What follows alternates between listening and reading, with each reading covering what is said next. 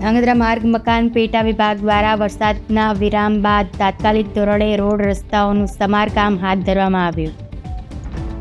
ધાંગધ્રા તાલુકામાં વરસાદમાં ક્ષતિગ્રસ્ત થયેલ રોડ રસ્તાઓનું માર્ગ મકાન પેટા વિભાગ દ્વારા તાત્કાલિક ધોરણે સમારકામ ચાલુ કરતા વાહન ચાલકો તેમજ પ્રજાજનોમાં આનંદની લાગણી છવાઈ.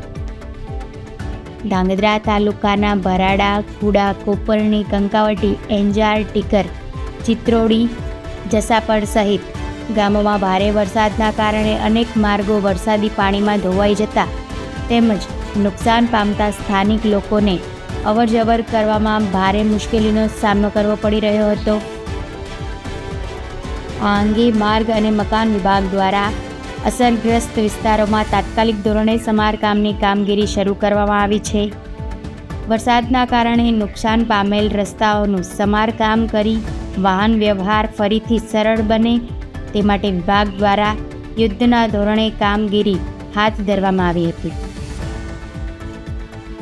માર્ગ અને મકાન પેટા વિભાગમાં ફરજ બજાવતા એસપી જાડેજાએ જણાવ્યું હતું કે બાકી રહેલ તમામ અસરગ્રસ્ત રસ્તાઓનું સમારકામ પણ વહેલી તકે પૂર્ણ કરવામાં આવશે અને લોકોને પડતી હાલાકી દૂર કરવામાં આવશે.